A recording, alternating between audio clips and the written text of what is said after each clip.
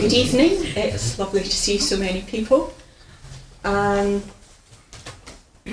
For anyone who's wondering, my name is Claire Scanlon. I'm currently President of PSNS and co-organiser with Tom Ryan there of the Curious Minds talks.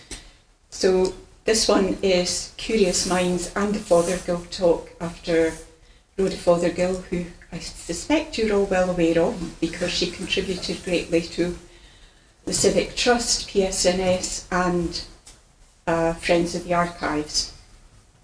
I'll introduce tonight's speaker, but then I'm going to hand over to Tom and to Sue from Civic Trust, or Friends of St John's, sorry.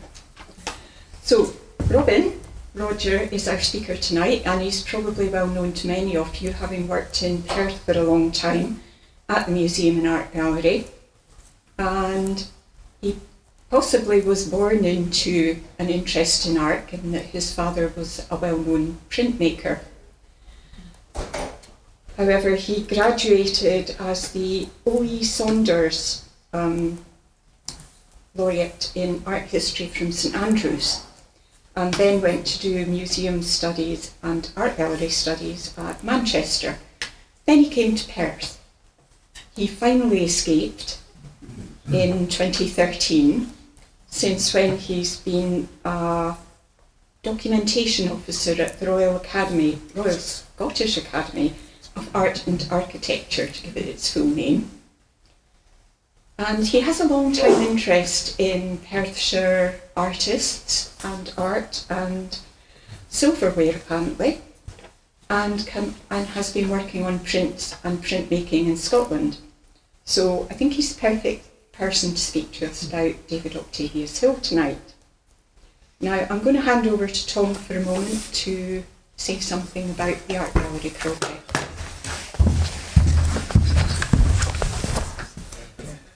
Right, so tonight's an interesting evening, and it's an interesting evening because a number of separate threads are about to come together. We're having a talk on David Octavius Hill, one of the world's most influential photographers, and I actually represent the photographic section of PSNS. And that has a history going way back to the 1800s, 1880s. I think it was the first section to be founded within PSNS.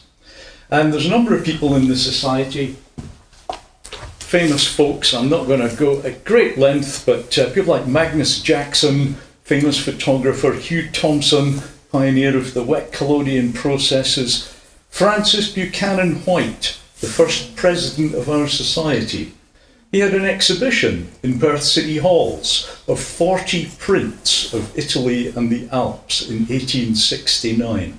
Photography was a big deal in our society back then, and it continued to be. And PSNS hosted the meeting that founded the Scottish Photographic Federation in 1903. We were there right at the beginning of Scottish photography. It goes on and on. We've well-known people like Peter McLaren in the 40s. William Finlay. Who has seen Dr. Finlay's book of Perthshire architecture? Anyone got it? Yes. Amazingly, apparently, that book is still in print. It's one of the longest in-print photographic books in the world. Incredible, yeah? And the guy was president of PSNS. And the Photographic Society is still active today. I look around the room, I see Photographic Society members. Stick up your hands a little bit. Yep. So we're still active today. But through all of these times, there's never actually been a permanent photographic gallery in the Perth Museum, even although PPS founded the Perth Museum. There's never actually been a permanent gallery of photography. Now, how many people here have been to the Museum and Art Gallery, the old one? You've all been there. How many of you remember the Rotunda Gallery? Yes? How long has that been closed? Umpteen years, yeah? I'm not sure. I think it's close to 20 years it's been closed to the public. Well, a few months back, Paul Adair, curator of photography, we were having a wee chat together, and Robin Antonovich, who's over there with his camera, taking pictures, was involved in this. And Paul said it was his ambition to have a gallery for photography, but it had never been possible because of funding. And guess what? How is the current funding situation? Is it good or bad? Yeah? Who votes good? And who votes bad? Okay, so me and a couple of people from the Photographic section said, well, maybe we can do something about it. So we talked in PSNS, and we came with the proposal that PSNS, because of its long relationship with the museum, should donate some money to fund the gallery. And so we did, and we dug deep into our pockets. Now, we couldn't obviously fund the whole thing, but we were able to pull together enough money to make the difference between this project not happening and happening. And guess what? It's about to open on the 28th of this month. Okay? And at the AGM in 2 weeks' time, Paul Adair is going to come along and tell us about what is going to take place in that gallery. So come along to the AGM and hear about it, and then we will do our very best to organise some kind of reception-y thing, a viewing, I don't know, but I'm going to twist their arms because we put a few £1,000 into this and I'm going to get my money's worth. Okay? And so you will hear about it. So that was what I wanted to say. Be prepared for the first gallery of photography, and it's nice that that links together with what we're doing tonight, because this man used to work there. Okay? And it's partly his, no, it's not his fault that there was never a... Anyway, you get the message. I'm sorry I've taken up so much of your time, but it's good news. Thank you. I'd like to hand you over to Sue and Ian, who want to tell you a little bit about their role in this evening. I'm here with my hat on as a friend of St John's Kirk, and it's to let you know about something that is happening there when Robin is yet again going to speak to a party. He is coming to St John's Kirk on Wednesday the 19th of March to speak about the statue of St John the Baptist, which is in the kirk, which was made by someone called Phanindra Nath Bose. I'm not sure if I've got the pronunciation there right, but Robin is coming to talk about this to us, and you would all be very welcome. It's free for friends of St John's Kirk and £5 if you're not, but all very welcome. And it's a centenary talk. Is that 100 years since his death? Yes. Yes. Yes. Oh, Next year. Oh. 1926 he died. Right, anyway. So I hope that many of you will feel you can come and join us in the Knox Chapel on Wednesday the 19th of March. And I now hand you over to Ian Cameron, who's Secretary of the Civic Trust. Thank you. Our part of the strand is that Perth has many famous people, but you wouldn't be aware of it if you walk along the streets and look at the buildings. There are no indicators of that. And the Civic Trust are very keen to bring forward a scheme of Blue Heritage plaques to celebrate the people that have been involved in Perth, where they lived. The first two that we've got an application, a listed building application at the moment for, is David Octavius Hill and his assistant, Jesse Mann, sorry.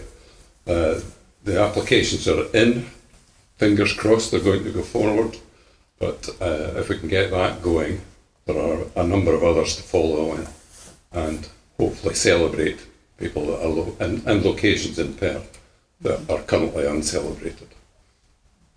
Thank you very much.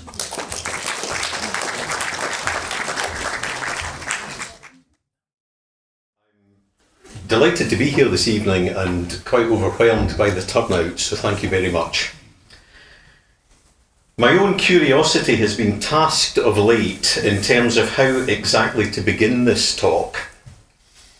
How best to pull together apparently disparate and unrelated strands to weave a narrative of coherence and consciousness, to inform without preaching, to stimulate and excite, to fire others' curiosity. The next 40 or so minutes will determine how ably I have managed in these aspirations. And in it all, I have been conscious of Miss Fothergill, an old friend who did so much to raise awareness of Perth's rich history and who is a stickler for accuracy. I am honoured, if slightly anxious, to be giving this talk in her memory. I would like to thank the committee of the Perthshire Society of Natural Science for inviting me to give the talk, and take this opportunity to acknowledge Paul Adair at Perth Art Gallery, Robin Antonievich, and my current employer, the Royal Scottish Academy of Art and Architecture, for their encouragement, support, and permission to use images from their respective collections. My subject tonight is the 19th century polymath David Octavius Hill. He was born in Perth, the 8th child, as his name suggests, of Thomas Hill and his wife Amelia Murray. David Octavius Hill was a name with which I was aware when I first arrived in Perth over 40 years ago, aware of but not yet familiar with. I still vividly recall the first time I set eyes on the portrait of his father, a painting sadly disfigured by issues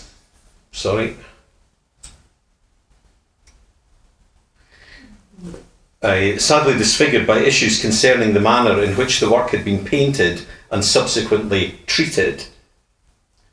And in the same room in Perth Museum and Art Gallery, to marvel over the quality of light in Hill's oil painting of Perth from Boatlands, painted in 1826 when he was just 24 years of age. In time I got to discover his suite of 30 lithographic prints, more of which later, sketches of scenery in Perthshire, which he executed between the ages of 19 and 21. I grew curious about this man, and that curiosity has never left me. David Octavius Hill was the first Perth-born artist ever to have a book published which was devoted exclusively to his life and work. That it took a German historian to write it, and that 130 years had passed since Hill's birth and 62 since his death, by the date the book appeared, speaks volumes about the prevailing attitude of his native city to one of her most important sons.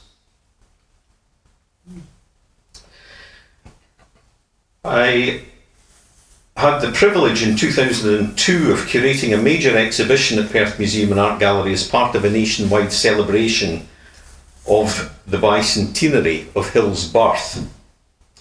I recall sitting in a meeting of bicentenary festival partners and hearing the question posed by a distinguished Hill scholar as we tried to find a suitable date around which to launch the festival.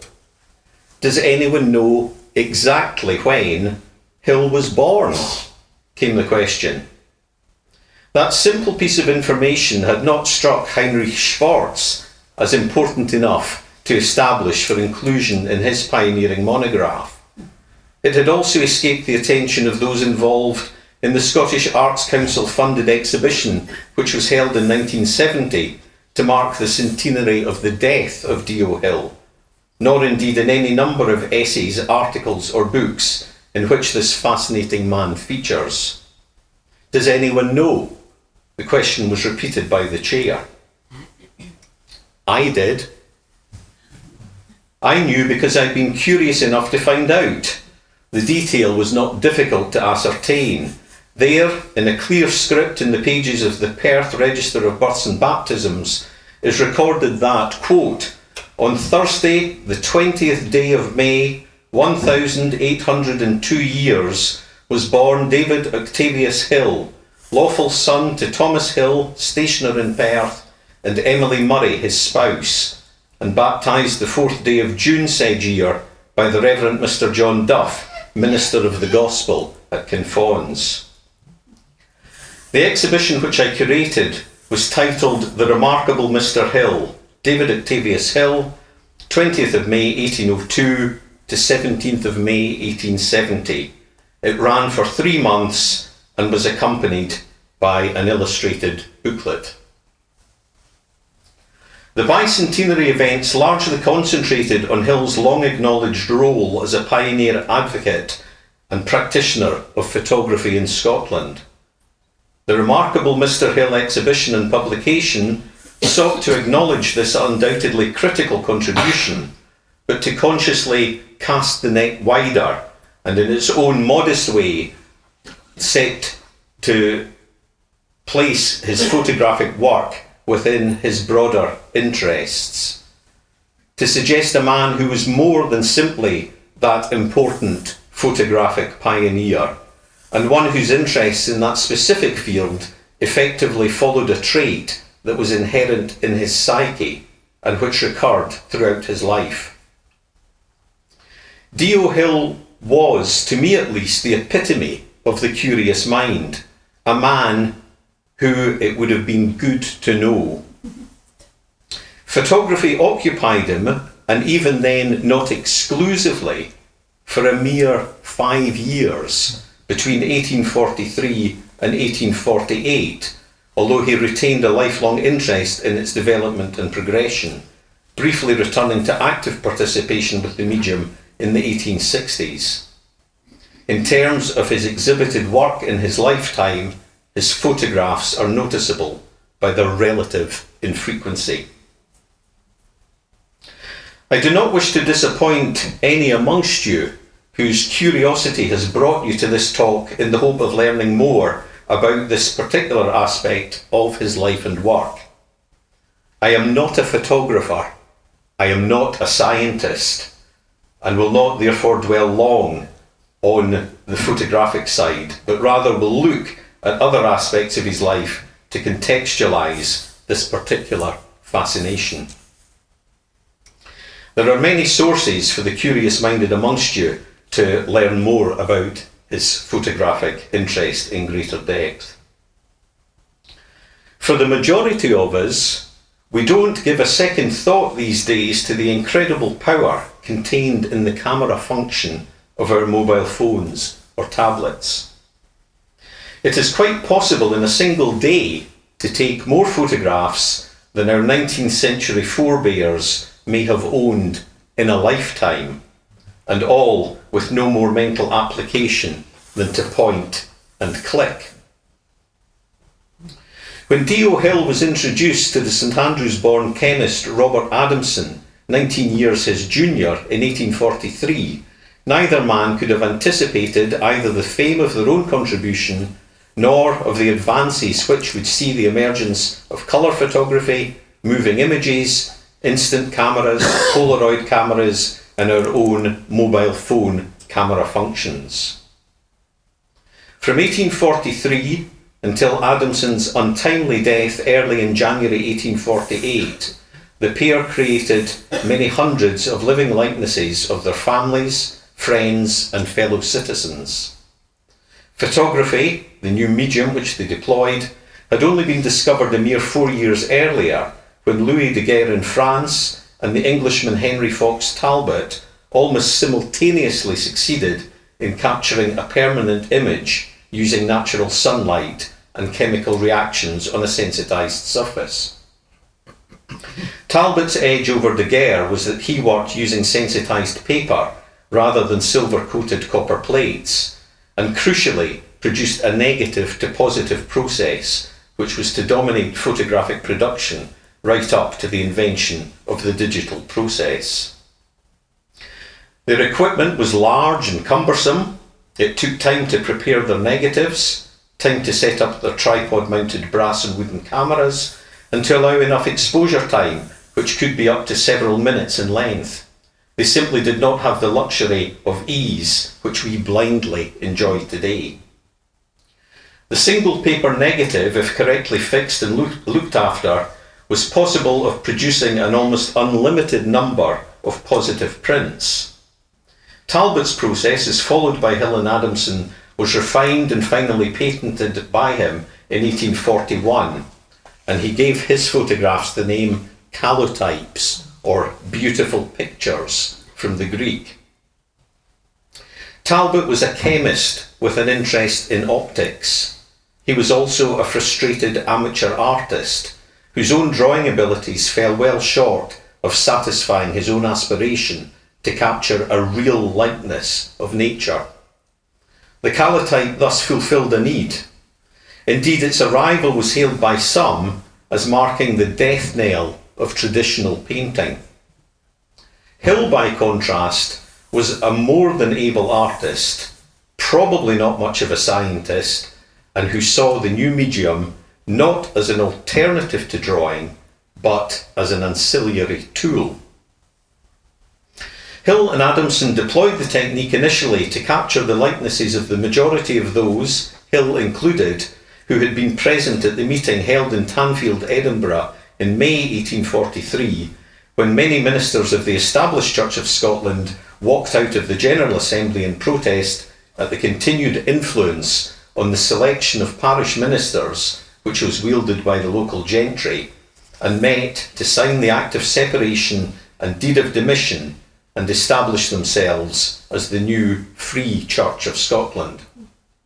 Hill had more than a passing interest in activities. His brother-in-law was the Reverend Robert MacDonald of North Leith, but who was also a native of Perth. Hill obtained permission to attend the inaugural meeting and spent the next several days sketching those present. Amongst the laypersons present was Sir David Brewster. Brewster was a friend of Talbot and knew Adamson. Within days he had put Adamson and Hill in touch and had suggested that the calotype might be of assistance to Hill, who within 6 days of the disruption had advertised his intention to publish within 2 to 3 years an engraving of the historic event after a huge painting which he intended to embark upon. In the event, Hill's huge commemorative painting would dominate his life for the next 23 years, being finally completed in 1866, and then only with the assistance of his second wife, the sculptor Amelia Peyton.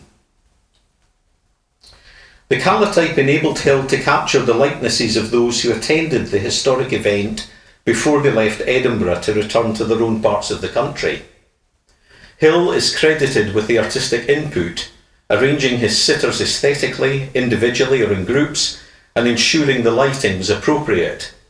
To Adamson fell the responsibility of preparing the negative papers, setting up the camera, taking the shot, processing and fixing the negative, and finally producing the prints from same. Some minor adjustments were made to the negatives by Hill by hand before they were printed. Hill and Adamson also captured images of the fishing community at Newhaven on the Firth of Forth near Leith, and are also known to have taken their camera to St Andrews until in Lithgow. Sadly, for whatever reason, they never brought it to Perth. The two men were assisted in all this by a young woman, for long known simply as Miss Mann. Arising from research conducted for the bicentenary and subsequently, Miss Mann is known now to have been Miss Jessie Mann. Her father and Hill's father undoubtedly knew each other, for their respective professions, house painter and stationer, entitled both to membership of the Rights Incorporation of Perth. Its meeting hall was in the Watergate, just a few doors down from the respective households of both families. Jessie and her siblings were contemporaries of D.O. Hill and his siblings, and her brother Alexander was actually D.O. Hill's solicitor. Thomas Hill leased the shop at 23 George Street within sight of the Watergate flat until May 1824, when he removed to new premises on Edinburgh's South Bridge. He also operated as an auctioneer and had a large shed devoted to this part of his business on the site of the present Thimble Row car park. From the 1790s, he is recorded as living in the flat at 3 Watergate at its junction with High Street, and in the absence of any other evidence, it is most likely that it was here that D.O. Hill himself was actually born. Half a lifetime before his partnership with Robert Adamson, the then 19-year-old Hill had turned his attention to another recent radical discovery to further his own ambitions. In September 1821, Hill announced in the local press his intention to publish by subscription a series of 30 topographical views of sketches of scenery in Perthshire. The series was to be published in 6 parts, each part costing 5 shillings and comprising 5 prints. The medium which he selected for these prints was lithography. This had only been discovered as recently as 1798 by the German Alphons Senfelder. The process involves drawing with a greasy crayon directly onto a piece of prepared limestone and operates on the basis of oil repelling water. The grease is absorbed into the porous stone. To desensitise the stone to grease once the drawing has been completed, it is given a coating of gum arabic and nitrate acid, which draws the greasy drawing deeper into the stone, creating a reservoir that will attract the printing ink. Several stages, known as the first and the second etch, are gone through, each taking more than an hour, including resting time, before the stone is cleaned, inked and put through the press. Like photography, it was time-consuming and involved an understanding of chemistry. Hill's sketches of scenery in Perthshire is now recognised as the first set of topographical views of Scotland to be executed in the new medium. At the time, there were very few lithographic printers in operation in Scotland, despite Senfelder's treatise in the medium having been first published only in 1818 and translated into English in 1819, when published by Rudolf Ackermann. There was certainly no one in Perth capable of carrying out the work, and Hill engaged John Robertson in Edinburgh to print the first 15 views. The remainder were entrusted to Charles Joseph Hulmendale in London. Hulmendale had actually met Senfelder in Munich in 1818, shortly before Hulmendale opened the first lithographic printing business in London, and in 1824 he published his own handbook on the subject. The reason for the switch of putting the work from Robertson to Hulmendale sadly is not known. So how did a Perth teenager come by this knowledge? His own curiosity may have played a part. Perhaps he came across a copy of Senfelder's treatise amongst the stock of his father's bookselling business. Perhaps his father had a copy of it amongst his own circulating library stock. Another possible source may have been Hill's elder brother Alexander. Alexander would become the leading Scottish print publisher in the 1840s. By 1821, he had already moved to Edinburgh, where he had been employed as chief clerk to the Edinburgh bookseller and publisher William Blackwood. New publications were routinely advertised in the newspapers, and as recently as August 1817, the Scots Magazine, which both Thomas Hill and William Blackwood stocked, carried the announcement that a type of limestone suitable for lithography had been found on the estate of the Earl of Wemyss and March in East Lothian and had been tested by an Edinburgh printer, John Ruthven. 2 years later, Ruthven patented his own lithographic printing press. The same publication also carried notices of the publication of Senfelder's treatise. But perhaps the most likely conduit for bringing the new technique to Hill's attention was Andrew Wilson, the landscape painter.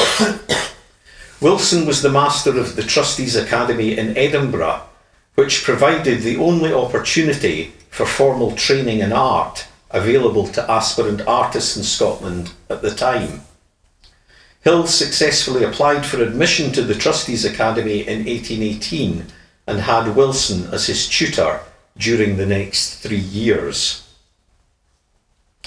In February 1820, the Scots Magazine intimated that a subscription had been opened in Edinburgh aimed at encouraging Scottish artists to take up lithography. And amongst those involved in the initiative were the Earl of Wemyss and March, John Ruthven, Sir David Brewster and Andrew Wilson. Subscriptions for Hill's sketches of scenery were being taken by Ackerman in London, Blackwood in Edinburgh and by Hill's own father in Perth, and who is given as the publisher on the actual plates. Hill's sketches of scenery adopts a largely Claudian approach to landscape with a clearly defined foreground, middle ground and background through which the viewer's eye travels. The inclusion of occasional figures aids the sense of scale. Some of the later Hulmandale printed plates also suggest a keener interest in seeking to suggest the effect of sunlight. In this, Hill's artistic homage acknowledges not only the work of Andrew Wilson, but also a lifelong admiration of the work of the English painter Joseph Mallard William Turner. Like Turner, many of the titles of Hill's exhibited paintings throughout his career focus on a particular lighting effect, be it sunset or sunrise. With such exemplars, Hill's subsequent interest in photography perhaps becomes less sensational and more of a natural progression. There were really no opportunities for living artists to exhibit their work in Scotland at this time. The purpose behind Hill's publication was surely therefore to promote himself as an artist, and in doing so, hope to attract new patrons. One of these was the civil engineer John Miller. Hill and Miller first met in 1830 when Hill was on a sketching holiday in the west of Scotland. From the ensuing friendship, Hill was commissioned by Miller to provide the title page vignette alongside 4 full-page plates for a publication published by Alexander Hill to promote the official opening of the early Glasgow and Garnkirk passenger railway line in 1831. And for the illustrations, Hill once more turned to lithography, the plates this time being printed by William Day in London. And it is the subject of these prints which is of particular interest here and reveals Hill's curiosity. Railway travel was then still a relatively novel means of getting about, far removed from the horse-drawn stagecoach by which Hill must first have made the journey from Perth to Edinburgh. Hill's curiosity must have been aroused and satisfied, and courtesy of further commissions from Miller and others, several of Hill's larger extant oil paintings capture for posterity several early railway-related scenes, including several of the great viaduct across the River Aire at Ballochmyle, one of which has a Turneresque train enveloped in steam crossing it. By the time Hill's views of the Glasgow and Garnkirk Railway were published, he had been appointed to the office by which he was best known in his lifetime, Secretary of the Scottish Academy of Painting, Sculpture and Architecture. Hill was one of a number of Scottish artists who attended the first meeting of the Academy in 1826. He resigned shortly thereafter, but was readmitted under the Hope Coburn settlement of 1829.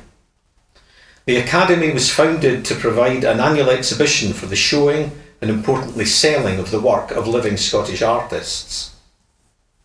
Hill was tireless as the Academy's second secretary, a post he held from 1830 until 1869, when ill health finally forced his reluctant resignation. Amongst his many achievements, he was involved in establishing its School of the Living model and in securing the Academy's Royal Charter, which was granted in 1838. In this capacity, he became well known to and was in contact with many of the leading figures of Edinburgh society, mixing readily and effortlessly with folk across the board. He was more than just an administrator, but became the personal friend of many. He also found the time to provide the images for various publications, including the poetical works of James Hogg, for some of Walter Scott's Waverley novels, as published by Robert Cadell, and he also embarked on an ambitious project which included painting over 70 oils of places associated with Robert Burns. These were subsequently engraved as illustrations for a 2-volume publication, The Land of Burns, which appeared in 1840 with extensive notes by Professor John Wilson. The original oils were subsequently exhibited in Alexander Hill's Edinburgh Gallery, and amongst those that survived a drastic fire subsequently is one on the screen now in the Perth Art Gallery collection. In 1834, Hill was also fundamental in helping to establish the Royal Association for the promotion of the fine arts in Scotland. This was effectively an art union and was the first of its kind in Scotland and only the second in Britain, being only narrowly predated by one in Liverpool.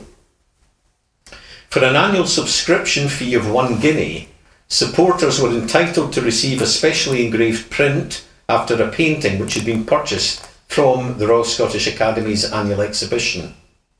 The original painting, along with others similarly acquired, were then entered into a prize draw which took place at the end of the Association's annual general meeting, and for which all paid-up subscribers for the year were eligible. Hill was quick to grasp the opportunities which the scheme could deliver, the hope being that subscribers whose tickets were drawn would in turn be encouraged to visit the annual exhibitions for themselves and become patrons in their own right. The original intent had also been to secure regular employment for Scottish engravers by entrusting the engraving of the Association's annual print to their hands, though in effect it was English-based engravers who were the ultimate beneficiaries of this. But although permanently settled in Edinburgh, Hill was no stranger to the city of his birth. He had received his first art teaching in the classroom of David Junor at Perth Academy. 2 other of Junor's slightly younger students, Thomas Duncan and John McLaren Barclay, were known to Hill from early in his life and were also heavily involved in the early years of the Royal Scottish Academy. Hill no doubt visited Barclay, who lived in Perth, before he too moved to Edinburgh. Both men were in Perth in September 1842 to record the first official visit to Scotland by Queen Victoria and Prince Albert. And both men were involved in the Perth Fine Art Exhibition, staged in 1851, the largest exhibition of its kind mounted in Perth to that date. Hill served on the Committee of Organisation, whilst Barclay served as secretary. The Perthshire newspapers were good at reporting Hill's progress as an artist, with regular reports of his exhibits in the Royal Scottish Academy, including the work on the screen, some of which featured scenes in and around Perth. In 1836, it reported the exhibition in the County Hall of a 60-foot square oil painting by Hill of Kinfauns Castle prior to its being sent to Liverpool for exhibition. the success of Alexander Hill's publishing prowess, which often included the touring to local carvers and gilders' premises of the original painting to be engraved in an attempt to encourage subscriptions, was also regularly covered.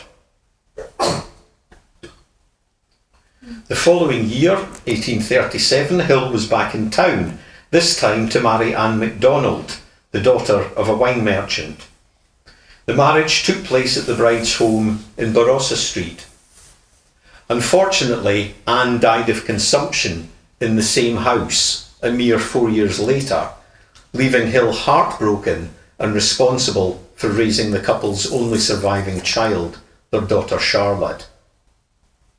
Charlotte herself would die in childbirth 21 years later, aged just 23. It was probably through his wife that Hill acquired, or at least developed, his love of music.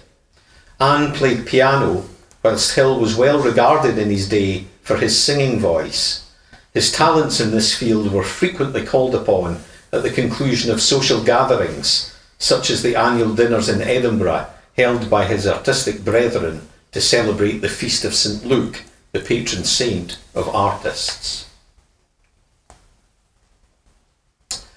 And in 1861, Hill found himself embroiled in an incident in Perth, which earned the local sobriquet the Battle of the North Inch.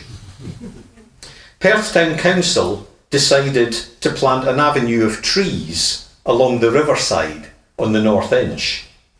They did so without recourse to public consultation. The decision was met with general disapproval, leading to incitement to destroy the newly planted saplings. Hill was approached for his opinion by a local solicitor and came out on the side of those who opposed the council's stance. Whilst supportive of select occasional plantings on the Inch of single or small groups of trees, including poplars, Hill argued that planting an avenue along the riverside would not only detract from the appearance of the Inch itself, but also of the views eastwards to Canool and Dewkney Hills. Undaunted, the council proceeded with their plan. Public meetings of opponents were held, and the youth of the day had a field day with axe and hand destroying the young trees. The Lord Provost at the time was James Dewar. Like Hill's father, Dewar was a bookseller to trade and had in fact taken over the lease of Hill Senior's former shop at 23 George Street. Hill's stance, dismissed by the council in 1861, proved prophetic, and by 1910 the council was discussing the need to thin the avenue of trees as they had become too high and their spread too wide, to the detriment of the appearance of the Inch and the curtailment of views eastwards. One would hope that civic pettiness from this event does not lie at Perth's inexplicable apparent indifference in honouring one of her most significant sons. The Perth Museum and Art Gallery collections hold examples of Hill's artistic output, including his lithographs, book illustrations, oil paintings, drawings, and his calotypes. It also holds the plaster cast of the powerful portrait bust of Hill, sculpted towards the end of his life by Amelia Peyton Hill, and a cast of which in bronze graces Hill's headstone in Edinburgh's Dean Cemetery. One of the sepia sketches in the art gallery was formerly in the collection of a Mr. Dugan. Robert Orme Dugan, who was born in 1905 and started working for an antiquarian bookseller in London. Through his preparing of sale catalogues, Dugan developed a sound grounding in early photographic texts and specialist literature. In 1941, when he was living and working in Perth as librarian at the Sandeman Public Library, Dugan beat off two fellow dealers to purchase for himself the Hill Adamson archive, which had survived at Hill's former studio at Rock House, Carlton Hill in Edinburgh, through several subsequent owners. When Dugan left Perth in 1953 to take up a new post as Deputy Librarian at Trinity College Dublin, he was anxious to avoid doing what he had sought to prevent back in 1941, namely cause the breaking up of the Hill Adamson archive and or its removal out of Scotland.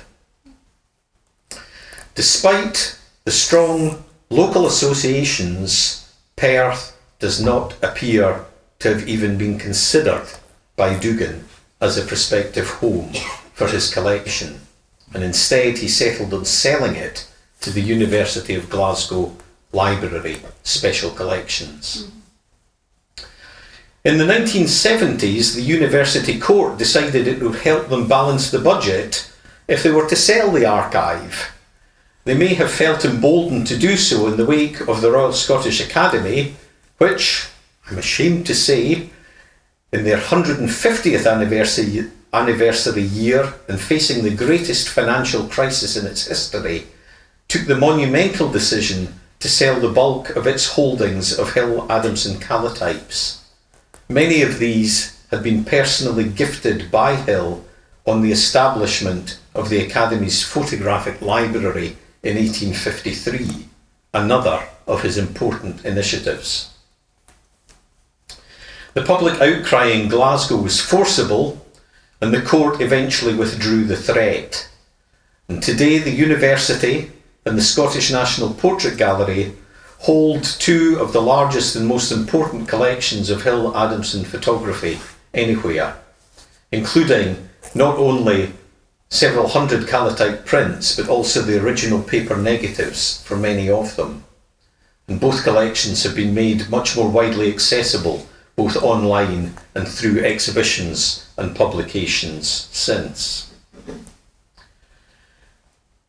And as we were told at the start of the meeting, efforts are in hand here in Perth to at last secure a tangible memorial in the form of a blue plaque on the Hill family home at 3 Watergate to commemorate Hill's and Jessie Mann's contribution. And I wish all of you connected with that initiative every success.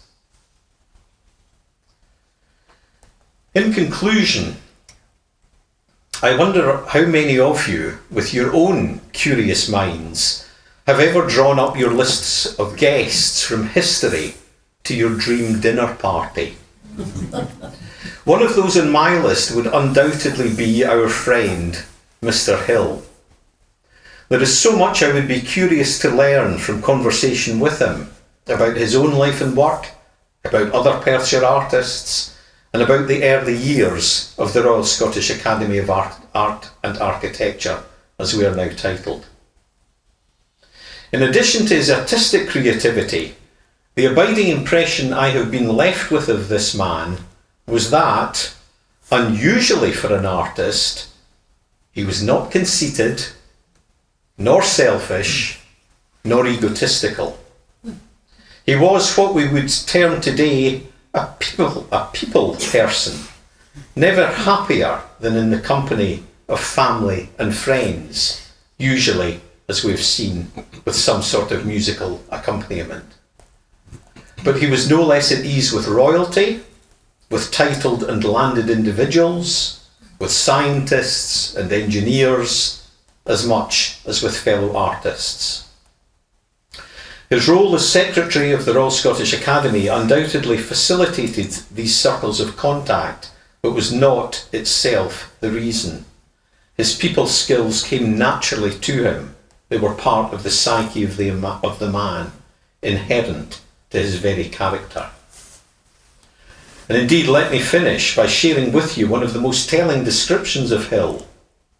It comes not from an obituary to the great man, but rather from a short article announcing the forthcoming sale of works from his studio, which was held in Edinburgh in November 1870, 6 months after his death. The Glasgow Herald wrote, quote, D.O. Hill was a man of genius, an enthusiastic Scotchman, and a devoted friend and promoter of arts. And in his character of Secretary to the Scottish Academy, he took a leading part in the arduous and anxious struggle through which the Academy has arrived at its present prosperity and importance. To these qualities he added a true genial nature which beamed through his fine and classical features and drew to him an unusually large number of attached friends as well as many of the general public. Thank you.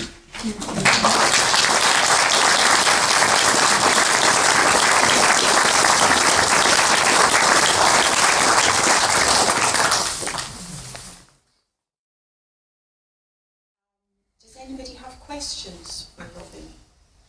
Can I start with asking one, because I've never seen that painting of Broughty Ferry before.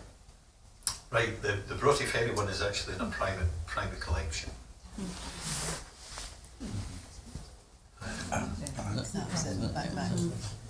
So it's an early work, and it shows his great interest even at that date in the effect of sunlight, and it's probably a work that was exhibited at the, as it says at the top, the exhibition of the Institution for the Encouragement of the Fine Arts.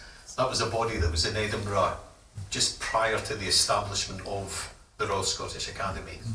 And it was governed by lots of landed and titled individuals who thought that the best way of enlightening the public to fine art was to put on exhibitions drawn from their own private collections, pictures that they'd acquired on the Grand Tour or whatever, and for which they could charge admission.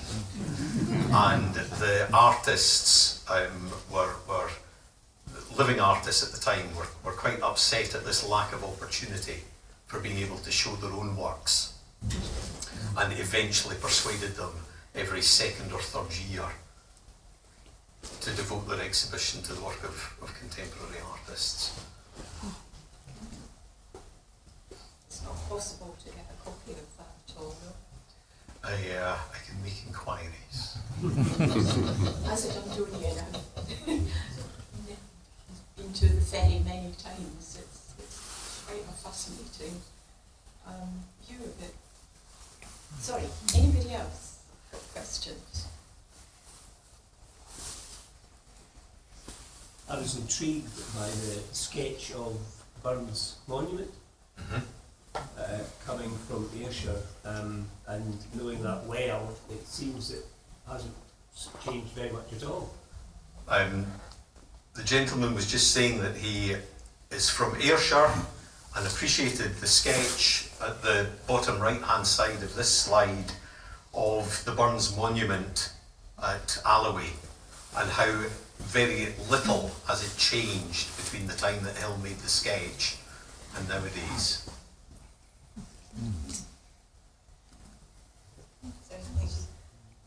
So my question's slightly odd, in that I'm fairly new to the area, and I couldn't help but notice that the tree coverage in these lithographs is very different to what I see now. And I'm wondering if anybody has ever actually used these collections to do a study of the environmental changes. A very good question. Did everyone hear that one okay? Yes. Your question, you said, may be strange. My answer will be a simple one and an honest one, and that is I do not know. But it seems a very sensible place for someone to start. You know, these works were obviously done in the days before photography, so they provide almost unique visual records, interpretation of what the landscape looked like at that time. I can perhaps help answer that question. Magnus Jackson was renowned for his photography of trees. and he actually followed up a lot of the original introductions of David Douglas. There was a lot of tree planting done in the 19th century. So in the 20th century, 21st century, my background as a professional forester, we have looked at exactly that very issue to help identify where the trees were planted and what the landscape would look like then and look like now. In fact, one of the best sources of doing that is to look at the old commercial photographers for postcards in the late Victorian age, and then look at the landscape like the rest and be thankful, and then look at the landscape today, and you get an idea of change, because Scotland moved from 4% tree cover to 20% tree cover. So yes, big changes. Thank you. Yes. Yeah. So he became active with Adamson in photography only 4 years after Daguerre and Fox Talbot made their work publicly available. Now, 4 years is not really a long time. How would the information be communicated at that time? In other words, would they be looking at scientific publications? I mean, how would the information about early photography reach a place like Perth in a relatively short time? There was certainly a lot that went into scientific publications, and a lot of those sorts of things would be covered in the newspapers and the journals of the day, you know, that gave far more extensive and comprehensive coverage of new publications than is perhaps the case if you're to pick up the PA you know, today, for example, just to plug a name from the era. And there was also, I think, a very great sense of networking on the go. You would speak to someone who knew someone who knew someone, and all these networks would be at work. So it's a combination of different things like that. And you certainly get, if you look through the adverts on the front page of the local newspapers of the time, and you'll find a number of individuals coming in, setting up in a hotel room, you know, for a week or 2 weeks to take daguerreotypes primarily rather than calotypes. And so the word would get around and again start to filter. Did you mention the name Brewster at some stage? Was he a correspondent with Fox Talbot? Is that the connection? Yeah, he was a professor at St Andrews University. Yes. Yeah, and there is a lens named after him. And so Brewster took a very great interest in the early development of photography. I was in touch with Fox Talbot, and Adamson, being a St Andrews man as well, made the connection.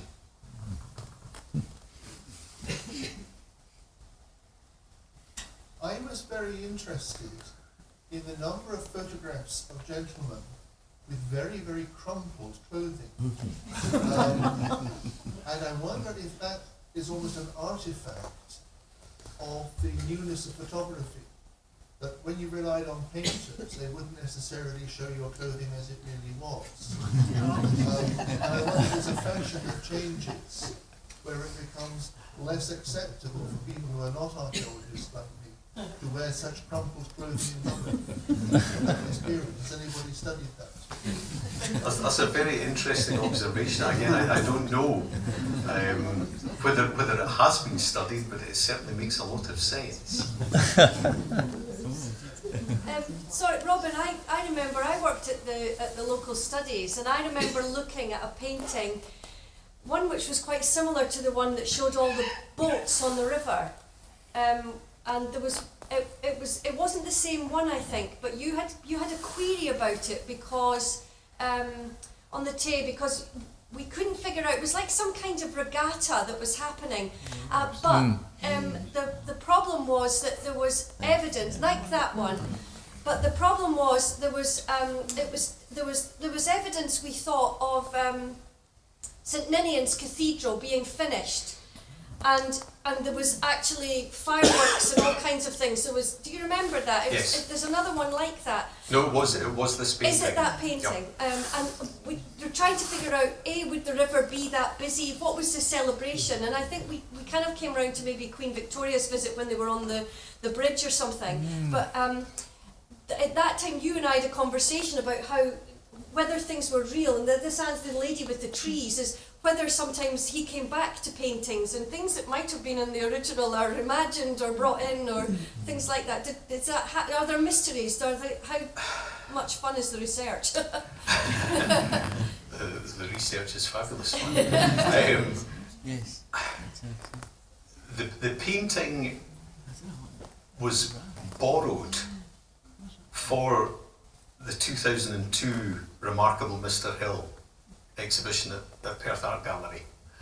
And at that time it was in private hands, and it had been included in the 1970 Scottish Arts Council centenary exhibition to mark Hill's death. And the title given then, and the title that we had no reason to doubt at the time that it came in 2002, was that it was in connection with Queen Victoria's visit. But, as you know, we engaged in correspondence to see whether we could actually nail this down. Yeah. And it was things like the presence of St Ninian's Cathedral just at the left-hand side, that in terms of date, threw the Queen Victoria thing out. So she first came in 1842. The cathedral, I think I'm right in saying, was finished in 1849, thereabouts. I think there may well be, he was an artist at the end of the day, Yes. so there is probably a little bit of artistic license, right? He may have put together elements that may not necessarily all have been together at that particular time. I'm thinking some of the detail of what's happening on the inch itself. But we've now been able to identify the painting, so the correct title is given up at the top of the screen there. And we know that it was exhibited in the RSA annual exhibition, I think in 1854. In terms of him coming back to work on things at a later date, I don't think he had the time to do it. He was prolific. We've got a large collection of sketches by him in the Academy collections, and indeed they exist in other collections that are literally written on the back of envelopes or on the back of a piece of headed notepaper. So he's constantly scribbling, constantly painting. This is quite a large painting. And he's doing all these administration, and he's doing all these networking, and he's dabbling in photography. No wonder his clothes are crumpled.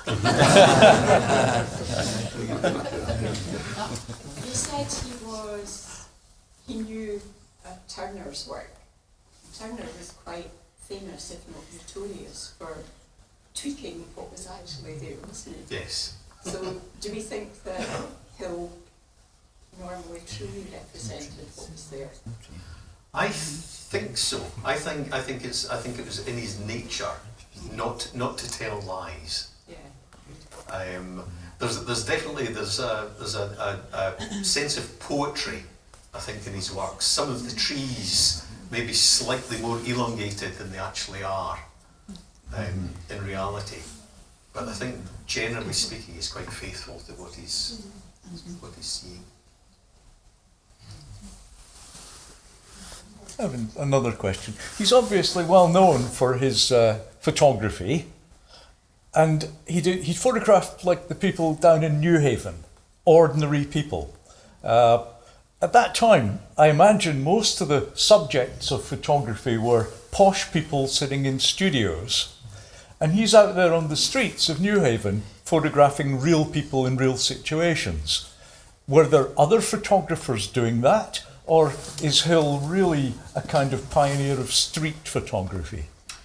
I'll revert back as a caveat to Yeah. a statement I made at the start of the talk that I'm not a photographer. That's okay. But Okay, so yes. there'll be others in the audience who will be better qualified on that. But when you talk about your street photographer, the name that immediately springs to my mind is Thomas Annan, the Glasgow photographer who came later and recorded a whole lot of the slum properties in Glasgow, and invariably you get children. Hey, mister, what are you doing? You know, and you get all these lovely blurred images of the kids that can't stay still long enough. As well as the Newhaven ones, of course, he did similar. Some of the St Andrews photographs include, you know, ordinary people at work. And there are parallels between Annan's slum photographs and what I think was happening with a lot of the early photographers in Edinburgh, because the appearance of photography kind of coincides with an increased attention by local authorities as to the living conditions in their cities, and to your health and sanitation. And in Edinburgh, a lot of old buildings which the artists loved for their picturesque quality, their old world, but including buildings like John Knox House on the Royal Mile were actually under threat of demolition. Many were demolished. And it seems that a lot of the early photographers in Edinburgh were actually going round either simply recording these things before they were lost, or possibly recording them so that they could then publish photographs that would then raise the awareness of other people. You know, that if we don't act, we're going to lose this building, we're going to lose that building. But in terms of your specific question and the names of other photographers, I'm afraid I think you'll need to ask others. I'll ask Robin. More in the know. Yeah. Yeah. I was going to ask a question about his painting style in the picture that's up on the screen at the moment, and also in the view of Broughty Ferry. It's almost something in between Turner and Impressionism, whereas the picture you showed quite early on of his early work as an almost photorealistic way of treating light and surfaces and so on. Are there marked changes in his style?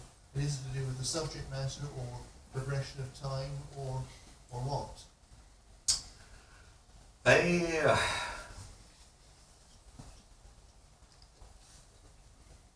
I don't think he goes through any kind of, you know, he's not like Picasso with a rose period and a blue period and a cubist period.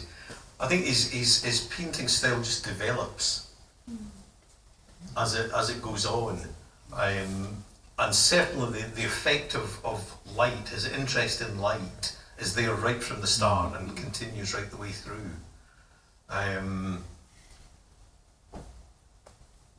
As I say, there's a kind of almost mannerist treatment to some of his landscapes, you know, so where the trees are a lot more elegant, a lot taller than they may actually have been.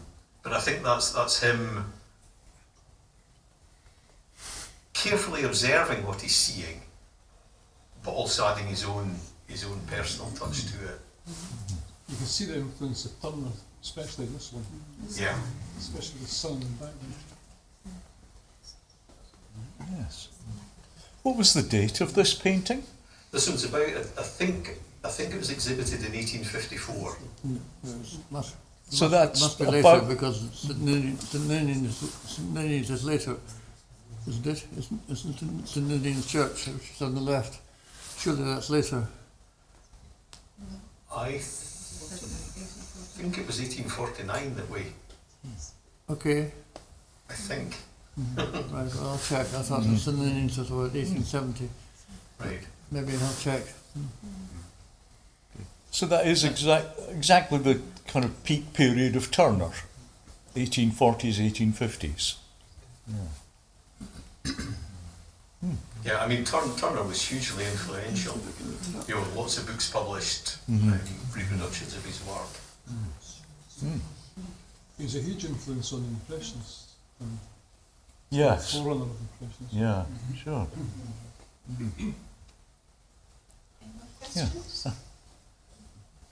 Yeah. Can you tell us what became of the coloured tapes that he sold? Sorry, I'm not sure most people would have heard that. Okay, the gentleman at the back was asking what happened to the calotypes that were sold by the Royal Scottish Academy back in the mid-1970s.